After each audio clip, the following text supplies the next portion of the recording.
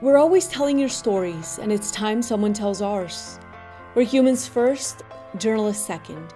We chose this career to give you a voice. Now we're voicing ours. It's true, journalism has much room for improvement, but not all hope is lost, and we want your trust back by humanizing one journalist at a time. We're sharing with you what we go through to bring you the news. The pain, the tears, the trauma, and the mental health struggles.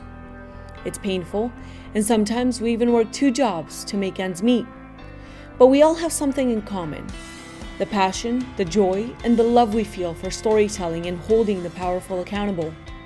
That includes holding ourselves accountable. So here are stories from us. This is how we want to help improve the news industry. The Awakened Journalist is proud to present Media Healers by Emiliana Molina Fajardo.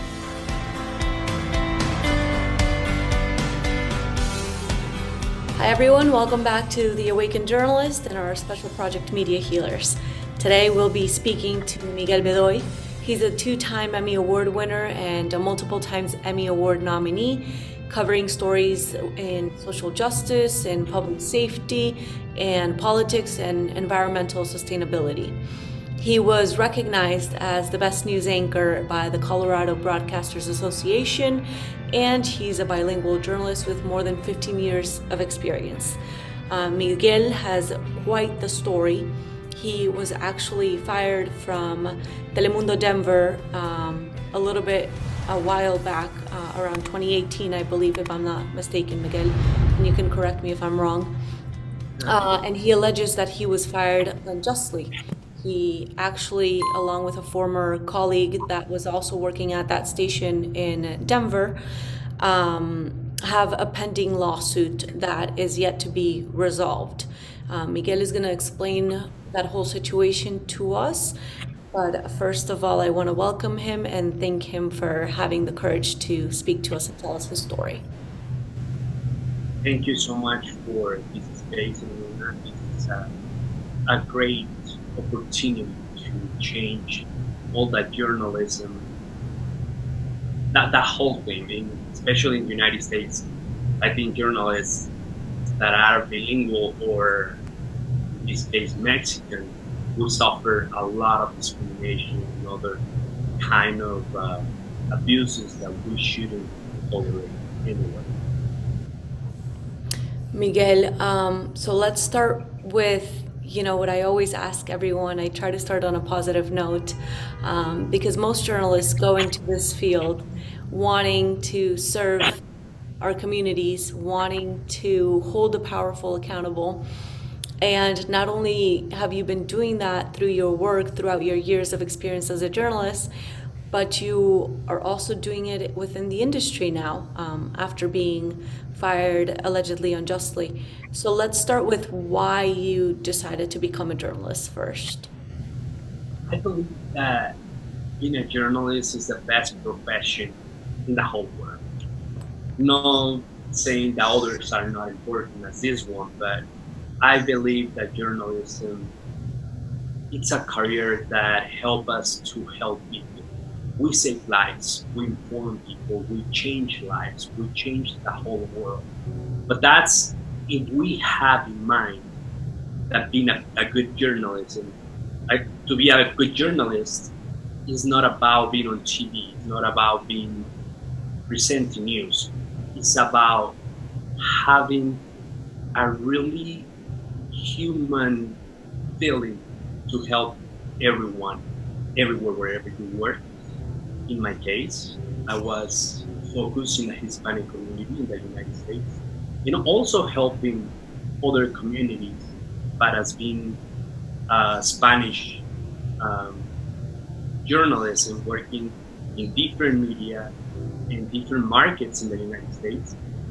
Well, I believe that my job was about saving lives, was about changing the kind of life that we live. It's living the American dream for all the Hispanic community and other cultures as well. Miguel, what do you think has been so far the most rewarding experience that you've had in your life thanks to journalism? I saw a lot of changes in the Hispanic community. I did the weather for several years, and especially with tornadoes, with all the natural disasters that inform the people to be safe, to be prepared for any kind of weather event. That's a way that we say that. That's very word. Also, when you inform the people the dangers around them to echo their voices to be heard, and all that way that we have to go, we have to get prepared to be able to help all these people. And when you see smiles of all the people that you help, that's the most rewarding thing for me. I agree. I agree. I can totally relate to that. Miguel, so, I always ask journalists what has also been one of the most challenging circumstances or situations in the news industry or in their newsrooms. And you and a former colleague of yours, Era, have quite the story of challenges that you faced within a newsroom in particular. Do you want to start by guiding me through that situation, how it escalated, and eventually what led to you deciding to file this lawsuit? As a journalist, I defend other people's rights. As a journalist, I always knew to help my community. As a journalist, I look for justice, for the truth. But when Telemundo abused me in too many ways, when Grisel Sierra, when Tatiana Arguello, the general manager, Grisel Sierra is the news director, and human resources, the whole team, were together to destroy my career, my life, my health, and my integrity. That's when everything came down.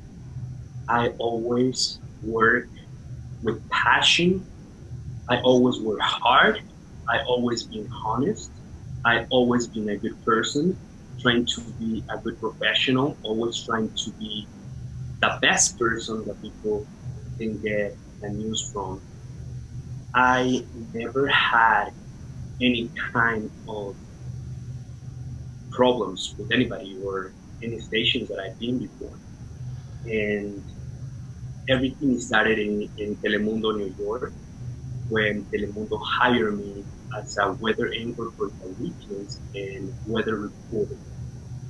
I discovered a lot of things that I cannot mention at this point because we need to wait for the lawsuit to come, for the arbitration to come and talk to the judge about all this. But what I can tell you right now that in Denver, Colorado, when I was a main anchor, they started to manipulate Grisel Sierra, the news director, risked my life several times, discriminating. She also accused me for too many lies. Also, ¿Cuál es la palabra? Which sexual harassment. sexual harassment? Yeah, you cut off a little bit. Um, Another important thing is that Cristian Sierra, the news director, always wanted to hang out with me outside of work. And when I told her that I wasn't able to go with her and I couldn't hang out with her because I had my partner, and I told her that about my sexual relation, and she made this comment at that point. I don't care about that kind of people. What I do care is that I want you to be a macho Mexicano in front of that desk. I don't want you to be a sissy boy. From that day, everything changed with her attitude. He could go inside of the studio and explain to me, remember, I want a macho Mexicano in front of that desk. I don't want a sissy guy there. Be the So macho you are on air. be the macho mexicano that the audience wants to watch. Watch everything what you say, because the Juanitas want to see a macho mexicano. The Juanitas was our Mexican audience. She felt like a discrimination way for Juanitas. That's a very low way to call a Mexican. It's like a denigrating nickname to give the Mexican community. Exactly. All that kind of things, I had to be quiet because she was a very scary person. And she had the fame to fire everybody who didn't agree with her. Then, as a journalist, especially at this time, you take care of your job all the time. You have to go through a lot of things that people doesn't even have an idea that we don't see. Sometimes that we work 18 to 24 hours, sometimes without stopping, without eating, without drinking water, without going to the restroom. That was my case again. And we decided to report Brazil Sierra to a secret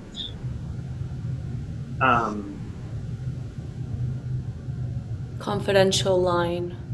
exactly, to a secret confidential line by NBC Universal. They promised to don't reveal your identity, and they also promised to be very careful for retaliation. They promise you that after making that report, it's not gonna be any retaliation. Then we deleted it and we reported her.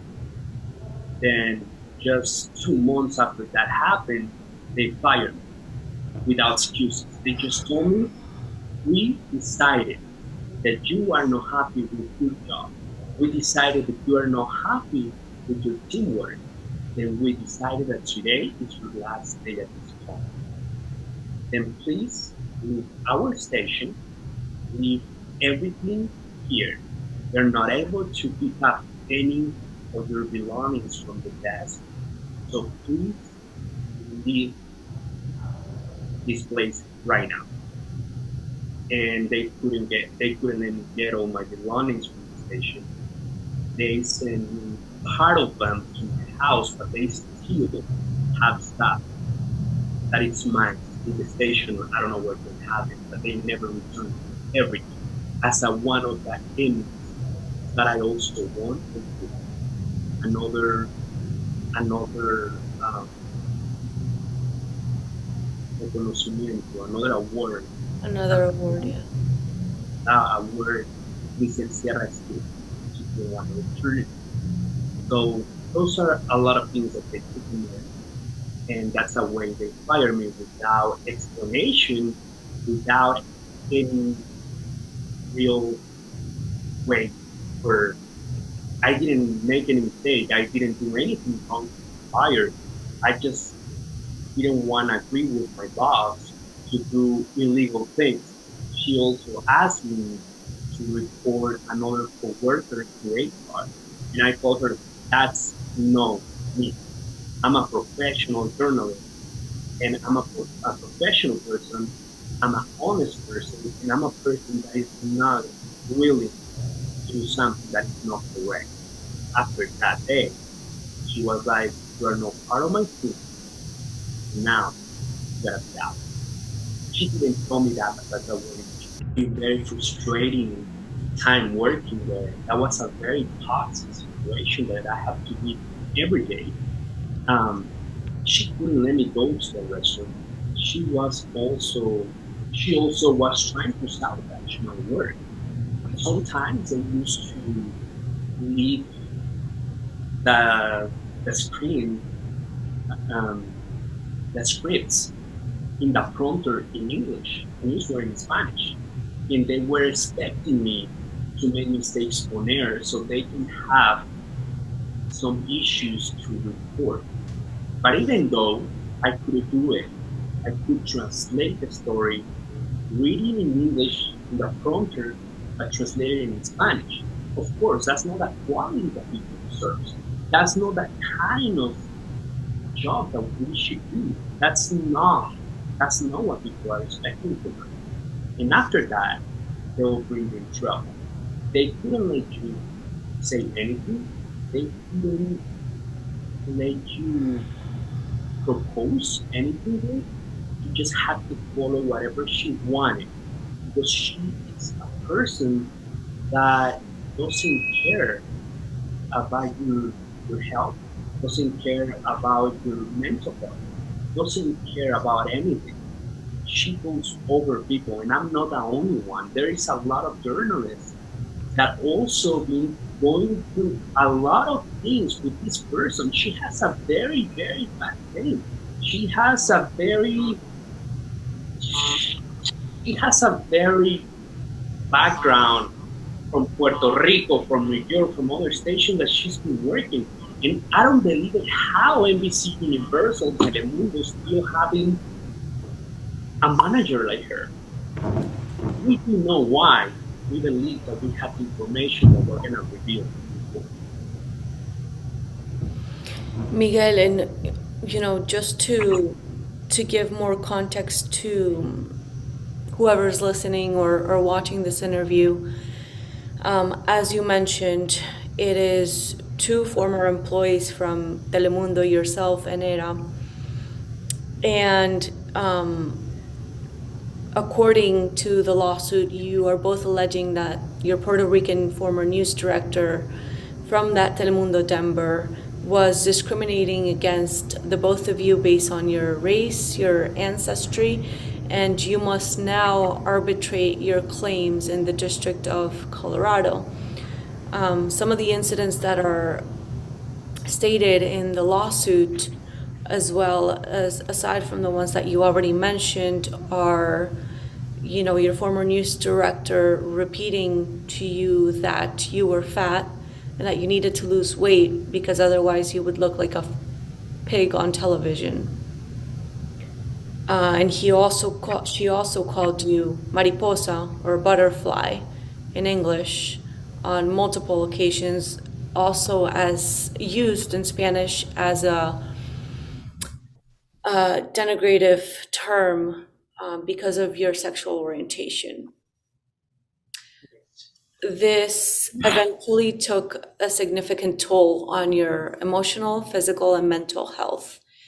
Could you tell me a little bit about that? And I know at some point, while you were still employed by that Telemundo station, you had to take a short-term disability leave. Exactly. I started to have a lot of health problems. To start with, she couldn't give me my time to eat. I was having a lot of pain in my stomach without, sometimes I couldn't eat in the whole day. I didn't have time to go to the restroom. And that's how my health started being affected. Then I had to um, I had to leave for medical situations for 2 months, and I needed a psychologist, a psychiatrist, also another doctors to check my stomach and a lot of exams. The doctor told me that my medical situation was getting affected by stress and by my eating situation, and basically he recommended me to um, eat at my times, eat 6 times a day. And when I went back to Denver, when I was feeling okay, I request to my boss, to HR, and the general manager to give me 15 minutes, um, 4 times a day, so I can get my lunch and my snack. But I asked them that I could even be eating and working at the same time, because they don't allow you to have food in your desk. So I asked them that I could even take me 15 minutes to eat, or give me the possibility to eat in my desk so I can continue working. which Grisel answered to me, the news director, that's something that you have to talk to HR, not with me. So they made a meeting to talk about this, where they humiliate me, and they talk about everything, but not about what I wanted to talk, which I was requesting a little bit more time for my meals. And that's when Grisel was laughing about me. The general manager was just listening to HR, and also Grisel Sierra. Grisel Sierra was in a computer writing everything what I was talking. I don't know if they were recording me without letting me know. So Grisel was writing in the computer, typing in the computer, and laughing when I was talking, which I asked her to please don't laugh about me, that I deserve respect. And I was in that meeting because I wanted a solution for everyone, and I wanted to be better at, at my job. I wanted to do more stories, and I gave them a lot of ideas that we could do to help the Hispanic community and grow the station. And I was so positive, trying to help, but they didn't want to hear that. They wanted only make me mad, to lose my mind, and had something to fire me. When they attacked me so much, I couldn't continue talking. I was shaking. My body was feeling without control, and I didn't know what to do. And they were attacking me, three of them in their office. And I stand up and crying. I told them, I cannot continue with this meeting. I don't feel good. I don't like the way you are treating me. I don't want to talk right now. Please let me go. And they didn't let me go, and they were like, you had to stay here, and blah blah blah. And they continue talking. All this conversation is already in the documents, in the legal documents in court. And I couldn't be there. And I asked them to please let me go, and they were like laughing, and they were like, okay, go. Then I left the station. I get in my car, and I was crying like for 30 minutes. I couldn't drive. I couldn't do anything. I feel like nothing. I feel like I was the most miserable person in this world. A lot of things came through my mind. A lot of things made me believe that I was a loser, that I was a person that doesn't deserve anything. And that's when my mental health started going so bad. I went home. I couldn't stop crying all day. I couldn't sleep all night. And the next day, it was snowing. It was so cold outside. I didn't sleep that night. And I called my bosses and I asked them to give me the day off because I couldn't work that day. They didn't answer my text message. And I called them, and Grisel answered. And I told her, I don't feel good to work. Can I stay home, please? And she said, okay. That's all what I got from her. And the next day when I went to work, as soon as I got in, Tatiana Arguello came to my desk and she asked me to go to HR office, where they fired me right away. I'm sorry, I lose a little that question that you asked me. I think I went through somewhere else. No, it's too much to talk that I get lost sometimes. no. That's totally fine. That's totally fine. Just, I know you've been through a lot of emotional, physical, and mental health struggles throughout this whole situation, and you've just guided us through some of them. So I guess you can continue on that same route. I mean, they took you to HR, they told you you were fired, and this obviously leads you to believe even more that it was in retaliation, because of the first encounters you had with your news director, where she invited you to go out without knowing your sexual orientation and then finding out, and that's where her attitude began to change towards you. Yeah, in another time, I came back from vacations from Mexico, and when I arrived to the station that day, she screamed in the newsroom in front of everybody. Wow, Miguel, mira qué gordo llegaste. You look so fat. Be careful, because I don't want you to look like a pig in front of the TV. All my coworkers heard this. Few of them laughed, few of them didn't feel comfortable. I didn't feel comfortable at all. I couldn't answer anything. I didn't know how to react, but that affected me for hours. When I went to the desk to present the news, I felt that I was fat. If my boss is telling me fat, sometimes you believe that you are fat. And I didn't feel comfortable anymore at the news. I thought that people doesn't want to see fat people in front of the camera. That was another trauma that cost me a lot. She was always criticizing my ties, my suit, my shirts. And I know that we have a dress code, and I respect that because we need to look professional, which I'm okay with it. But she couldn't tell you, you know what, I would like to change that tie so it looks better with your suit. She will be like, that tie that you have on looks like a candy or looks like this or that.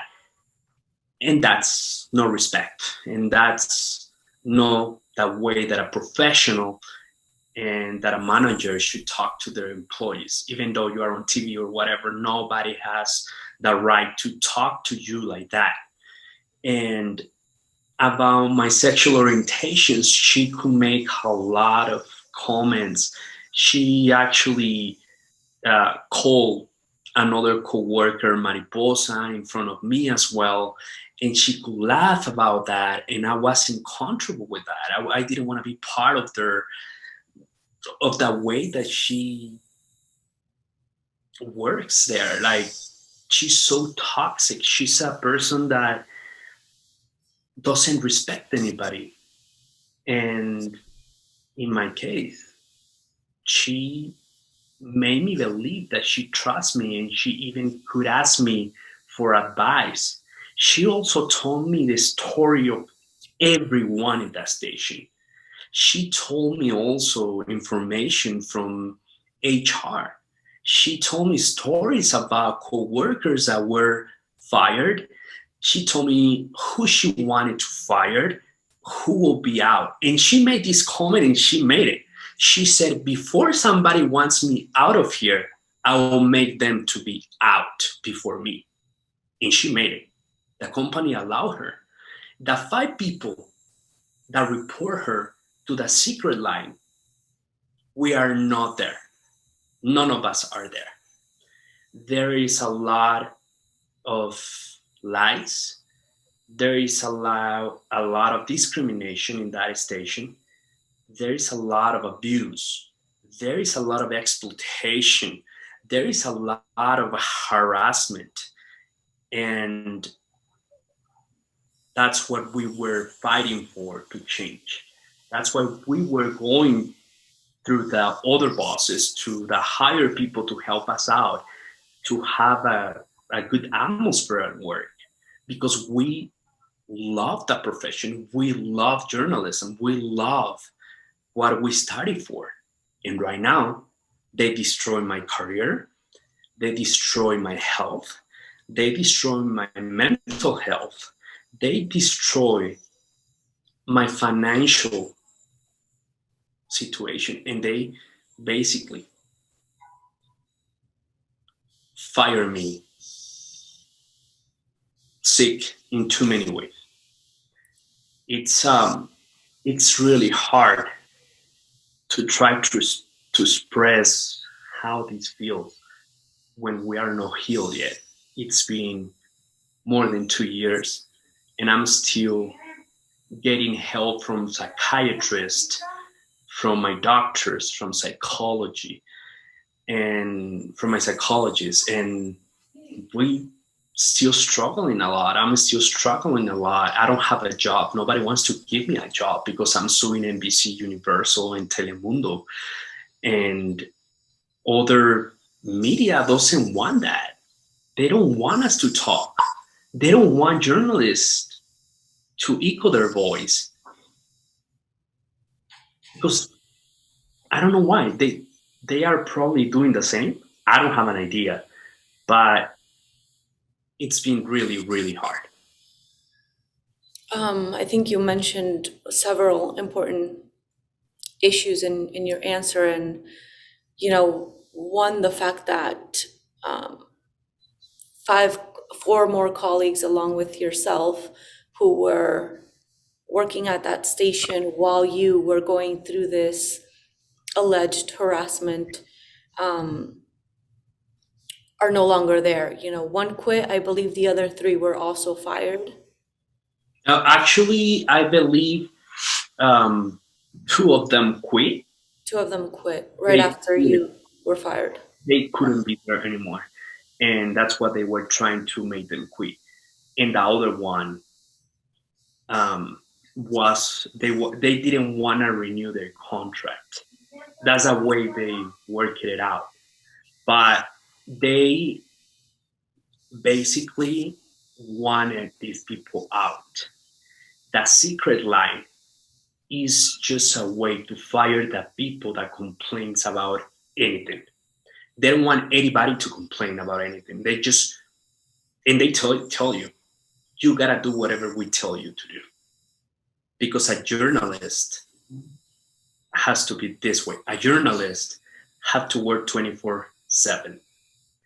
And they didn't pay us over time. They treat us as numbers. They treat me as a worse than an animal. They treat me so bad that another experience that I had when I covered El Chapo, when they moved El Chapo from New York to Colorado, I had to cover the story, and she sent me to this jail where she asked me to violate the security Measures in place, right?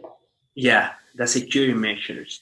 And of course, I'm not gonna do it because I did start journalism, and I know that's not correct. You don't need to go to the university to know that you don't have to violate the measures. There is a jail. You couldn't even try that. And she called me back. She called the producer, and the producer called me back, and they said, you have to cross a blue line and ask your photographer to make sure to record when you do that. When I arrived to the place, the police pointed me with the guns, 3 different officers, and they were asking me to leave. They were like, go to your car. Don't cross a blue line. If you cross a line, we're gonna shoot. And I was like, I'm sorry, I'm a reporter. I'm Miguel Bedoy. I'm coming from Telemundo. I just wanna cover the Chapo's story. And they scream again, go away, don't come this way, don't cross the line. I went back to the car, to the other side. We were 104 degrees outside. It was so hot. And then I called them back to the studio, and I told them that we couldn't be at that place. And my boss told the producer, tell him to go back and make sure that that photographer records a moment when you cross the blue line, which I didn't do it. Of course, I didn't like that. I went back to the car and I did present the story. Then I took off my suit and I only leave my shirt and my tie, and I did raise my lips, and I was sweating. It was so hot, and we didn't have any water.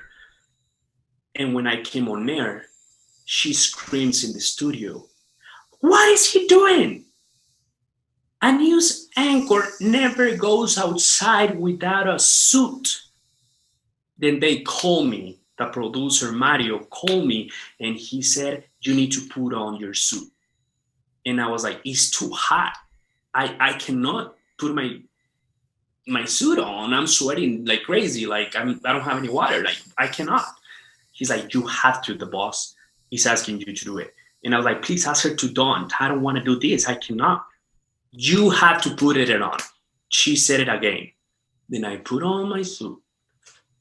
And after we finished, I was shaking. I didn't have any water. Then we went to a restaurant where I lie down in a booth, and my photographer was giving me water because I didn't feel right. I couldn't cover from that moment yet when the other producer called me and asked me for another story for the 10 p.m. show. And I Did you have told a morning shift or a night shift? I had a all day shift Okay. from 1 p.m. to 11 p.m. So they asked me to work in another story, but I told them that I didn't feel right. And they were like, "Well, that's what you have to do. You have to finish that story. And you have to do this and that and that and that. And we want it on time." And I didn't want to lose my job. I had to do it. How? I don't know how I made it, but I did. Also, my news director, asked me to lie in that story. She made me lie about that El Chapo was in jail when he wasn't there yet. He was still in New York when she sent me to this jail in Colorado to cover the story, making people believe that El Chapo was in there already when he wasn't. I had to do it if I didn't want to lose my job. That's something that I'm not happy that I did, but I depended on that job. If I didn't work on that, I couldn't eat. Right now, I'm not happy about that I did that, but she asked me to do it. And that's another example that all that you have to do to survive at that place. And to be clear, if we have other journalists listening or anybody who's not a journalist, I've never personally encountered a news director that has asked me to lie on air. And I can understand how, given the circumstances and the retaliation that you were facing and the pressure, led you to just comply with your job so that you could sustain your economic stability. And that's just really unfortunate because that simply is not journalism for a news director to ask you to lie about a story on air. That is disrespectful to your newsroom, to you as a journalist, and to the audience. And the audience, more than anyone, deserves respect. So that is really unfortunate. And I'm sorry that you had to go through that situation.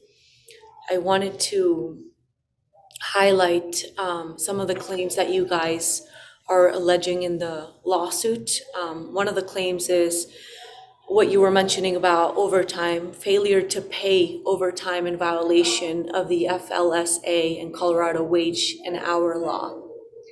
Another claim is failure to provide meal and rest periods in violation of Colorado wage and hour law. Another one of the claims, the third one, is discrimination. The fourth one is failure to provide a reasonable accommodation under the ADA. Fifth claim is discrimination as well in violation of a Title V.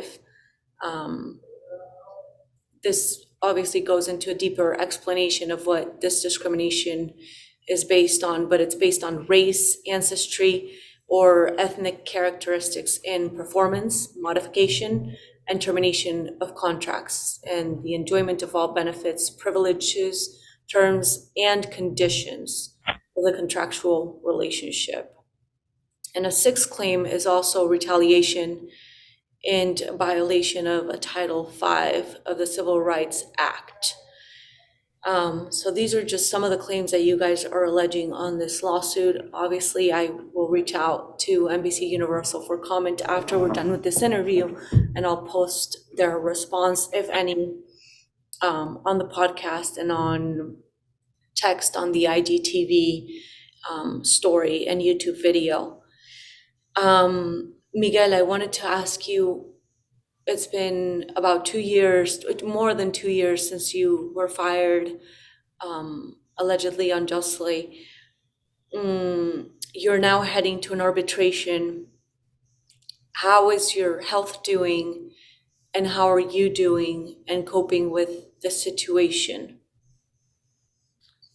I had to leave the United States and refuge with my family because I didn't have anything else. I didn't have money. They offered me $4,900 to don't sue them, Telemundo, that day they fired me. I didn't sign for that because I don't want $4,900 to be quiet. I'm a journalist that deserves to talk, to echo my voice of the justice and the truth. And that's what I'm doing. And I'm not gonna stop until this end. The laws are not working the way they should at this time. And I feel that this monster, that's the way I can describe NBC and Telemundo, have the money and the power to manipulate the government and the laws. Because we just haven't seen the justice yet. And we are not going to court because a judge decided to don't do it.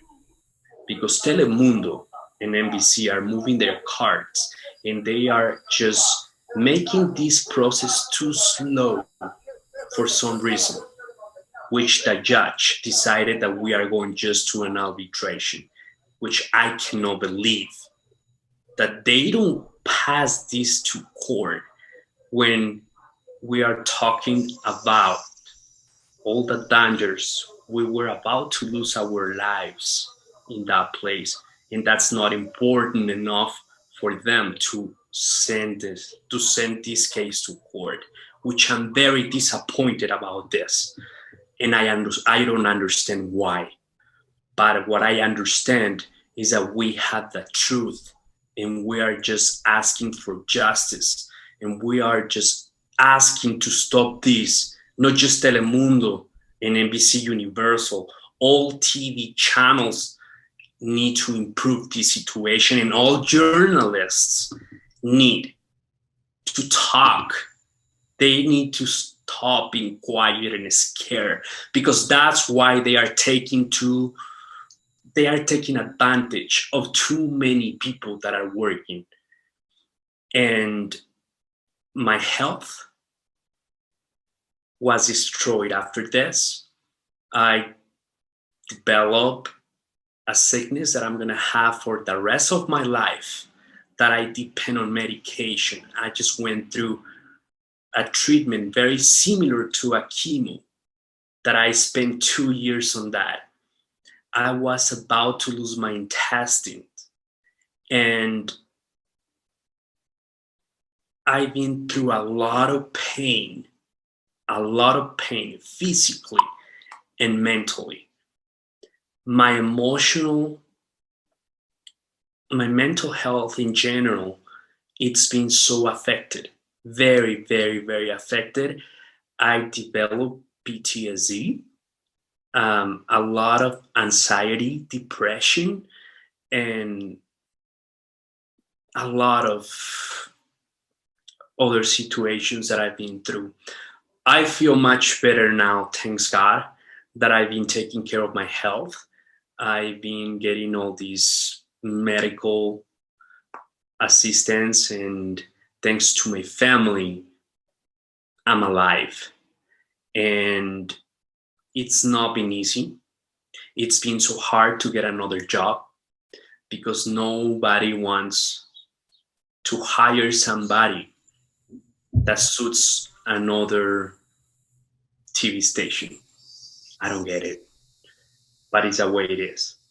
And what I did study for, what I've been working with all my heart and my passion, what I love to do, it's so hard to continue doing it just for a company that decided to destroy my profession, my life, my reputation, and all my health in general. Um, I've been struggling a lot. I've been needing a lot of money. I've been hospitalized more than 30 times. I continue going to the doctor 2 or 3 times a month, and my medication is not cheap. It's not that affordable. But thanks to God, I'm still alive. I'm recovering, and I will be much better. I'm gonna be a better person. I'm gonna be a better journalist. I'm gonna be a better activist because that's what I wanna continue doing now. I'm gonna continue helping people. I'm gonna continue changing what I can from me and for the people around me. And I just want a better world. I just want a better community. I just want happiness around me. I want happiness around everybody. And we need to start from somewhere. And that's what I believe I'm doing. I'm trying at least.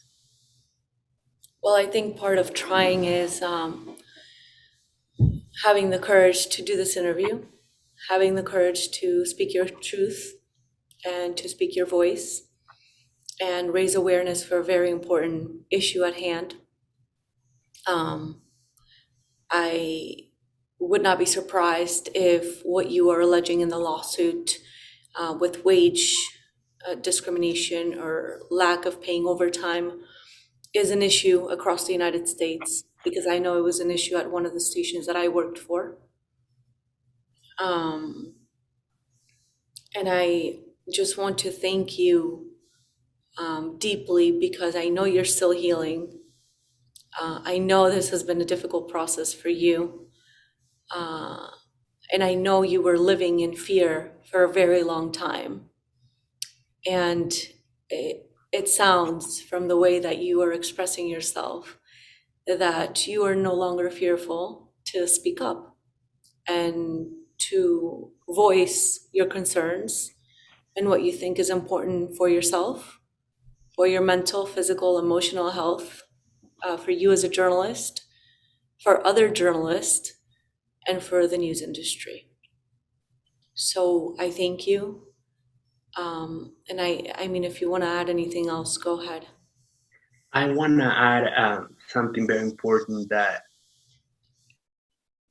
I want people to know as well.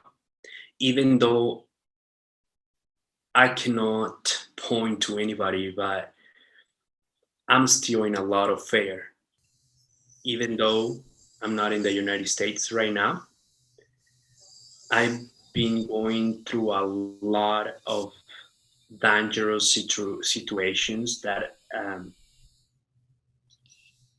I don't know if this is related to my lawsuit, but my cell phones are being intercepted.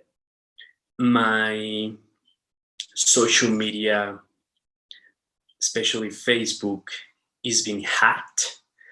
They are being robbed. I lost them. There is no explanation why or how. And also, I fear for my life because so weird um, different cars are being following me when I get out. When you leave your home in Mexico. Mexico. I cannot say who is behind that. And I don't even know if this is right to say publicly, but I do fear for my life because my only enemy right now is Telemundo and NBC Universal. I don't have problems with anybody. I'm not a person that has problems with anybody or that I don't understand, but I do fear a lot still. I'm gonna continue. I'm not gonna stop. I'm gonna continue at the end. But if something happens to me, I want this to be public, and I just want to echo my voice. And I don't want to make people be fear about talking, because this is probably the start of a big change that we need to make. We need to get united. We need to get in the same page, and we need to fight for our rights everywhere we live. Doesn't matter if it's in the United States or Latin America or other country, but clearly Hispanic journalists, we are suffering a lot. Our salaries are a lot less than the media in English. Journalists in all TV stations in English make a lot of more money than us, and that's no fair neither. So the process continue, the danger continue, the healing continue, and the struggle continue. But I believe there is going to be an end, and I hope it's soon. And I'm not going to be quiet. I'm not going to hide this. I'm going to echo my voice as much as I can. And I thank you so much for this opportunity, for this space, for what you're doing, because that's what a real journalist should do. And I congratulate you for this amazing project that you are doing, for giving us the voice that nobody has before, and for trying to make that change that urgently we need to work on. So I know you're gonna be a big person in the media, especially with these kind of projects, and I wish you the best, and I thank you so much for all what you're doing. And whatever I can help, I'm here. I'm part of that people who wants to change this horrible situation that we're living at this time. Who wants better for journalists, for sure. Miguel, thank you so much. Those are very strong allegations that you leave us with. So I trust that you're going to take care of yourself and stay safe. And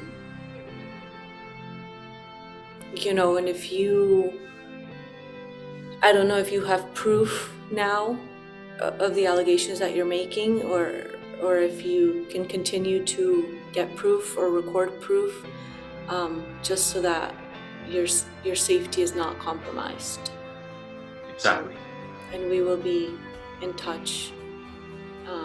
And again, thank you for opening up so much and for having the courage to tell me your story. Thank you very much, and I hope to next time we do another interview, it's gonna be happier.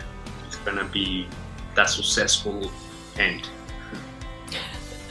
I hope so too. Thank you. Thank you very much. Journalists, this one's for you, to help you heal, to help you understand your worth, and to help you know you're not alone. So share the love and subscribe to Spotify and YouTube, and follow us on Instagram. The Awakened Journalist is proud to present Media Healers. by Emiliana Molina Fajardo.